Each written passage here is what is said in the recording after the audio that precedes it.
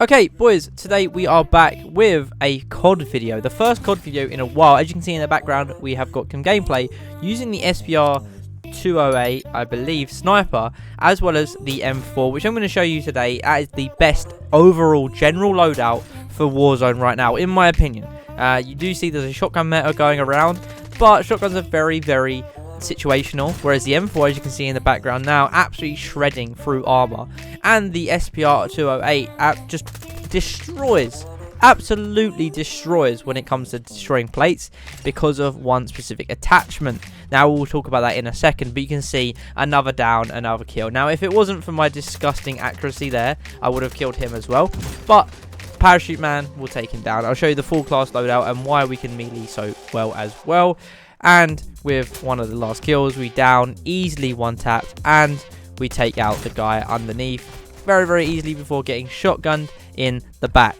Now, here is the loadout that I would recommend for you to use. The best overall general loadout for Call of Duty Warzone. Currently using the M4 SPR 208. Two very easily accessible and easily level upable weapons, especially if you have multiplayer. But if you don't have multiplayer or shipment stuff like that, that's fine. The M4 20 levels and the SPR has 16 levels. Run around for a couple of games and you'll easily get it. First of all, I'm going to go through the attachments and the tacticals and the perk package. Now we're going to run the stun grenade and throwing knife quite easily. Throwing knife just down, kill someone instantly while they're down. And the stun grenade just to make it a little bit easier when breaching buildings. Now with our perk package, it is a custom perk package with overkill to obviously get us those two weapons. Battle hardened as our second. You can swap this for double time or bomb squad, but I really like battle hardened just to stop with the flashbangs. But you can run bomb squad, battle hardened, realistically anything you want, but I would recommend either of these three. And then our second perk would be cold-blooded. You can use fast hands or even spotter for a lot of the Warzone stuff. But I would recommend cold-blooded because of the thermal sights and just generally it's just nice to have. Fast hand is also a very good one with this loadout, but I would always run cold-blooded. Now the last one is completely up to you. I run ghosts for the UAVs, the heartbeat sensors, and the portable radars, but you can run quick fix if you like to run in, have a big boy fight. Then having this is very good. Killing players or inserting a plate immediately starts health regeneration, which is very, very good. But I am going to run ghost today. If this loadout had an SMG and an AR or an SMG, then I would definitely run quick fix, but ghost is definitely the way forward for me. Now with the M4, let's go for the M4 first. First things first, we are going to use the high tower 20-inch barrel. This gives us better bullet velocity, damage range, and it does lose ADS speed. We do lose a lot of ADS speed across this whole gun, but we do have very good damage range. A lot of it is genuinely due to this attachment as well as the next one, but it does give us some very, very good stats for some ranged gun, especially as an AR like this that does shoot very quickly. It is very clean to have. And with the tune with that, we go recoil steadiness basically all the way to the top and damage range all the way to the right hand side, so we don't go ADS speed and we don't go aim walking speed. Next attachment will be the Echoless 80. This gives us the suppressor, which we are using ghosts. We do need a suppressor. It is just very, very clean. It does up our damage range, but unfortunately does reduce our NDS speed. Now, if you were looking for another attachment, I would probably recommend using the Harbinger. I unfortunately don't have it because I've only just started playing COD again. But I would recommend using the Harbinger if you could use anything else. But because the Echoless 80 is a lot easier to obtain, that is why I'm going to stick that on here as well.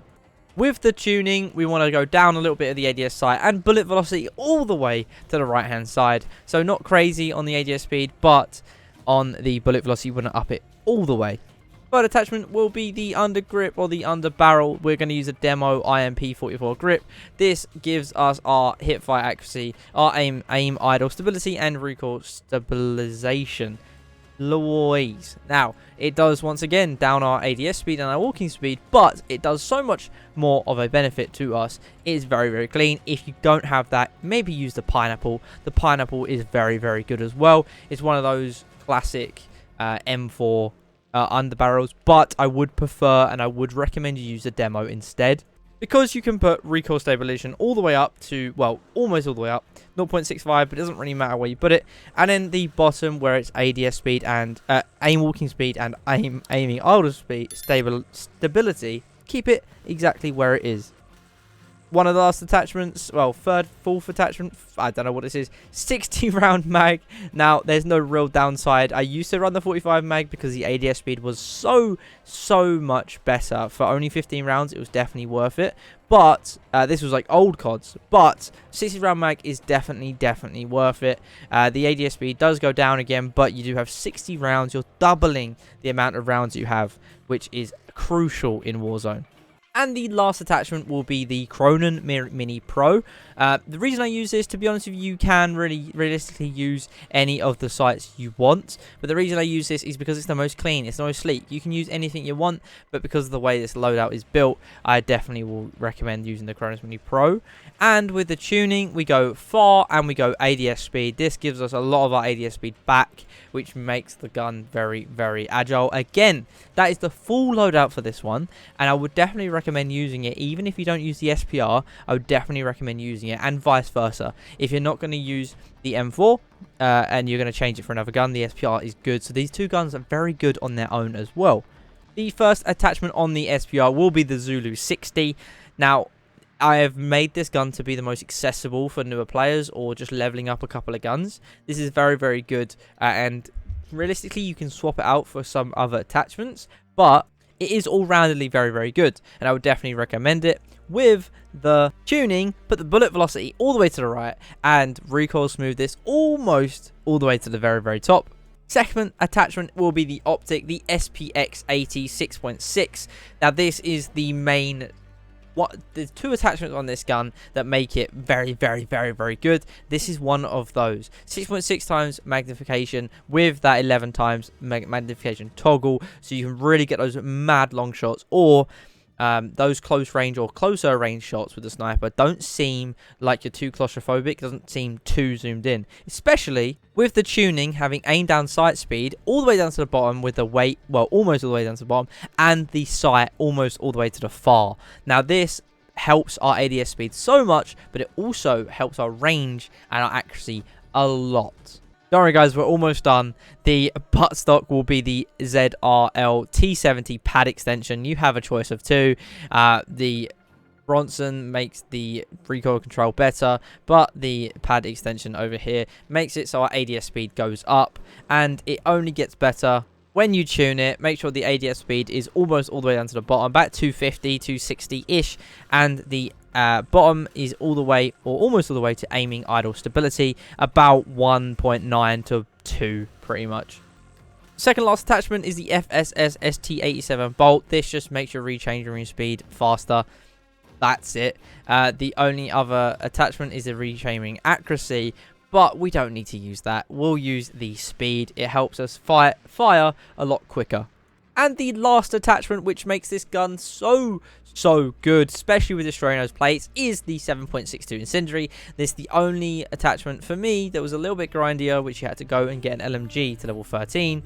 But Incendiary damage is amazing. One shot with the chest takes out your plates with that extra fire damage. It is very good. You see everybody running around with Incendiary rounds right now. Use them before they get nerfed, probably again, but use them quickly. They are very good. With the tune, damage range all the way, almost all the way to the top, and bullet velocity all the way, almost all the way to the right hand side. As you saw in the little starting clips, the one clip that I got, because a lot of my footage of this game has been corrupted, that was one of the main clips that I have. Unfortunately, I don't have enough time to go and record more gameplay, but you can see these guns are very good, and go and use them. I would definitely recommend, if you're not going to use them in the same class loadout, then use them separately. Maybe the SPR with an SMG instead, like with a Kastov, or something, yeah, like the Vaznev, which is very good gun. Fortunately, I'm not using it in the on this account, but maybe the Vaznev is a good gun for it. And if you're going to use the M4, you don't have to use the SPR. You can run a shotgun if you want to, or you can run something, as long as you can change that scope and make it long range. It's very, very accessible, very, very easy for you to change. Thank you guys for watching. Like, comment, subscribe, like if you like, dislike. All my socials and links to which are in the description below. Casey for everything as always. Till next time, peace.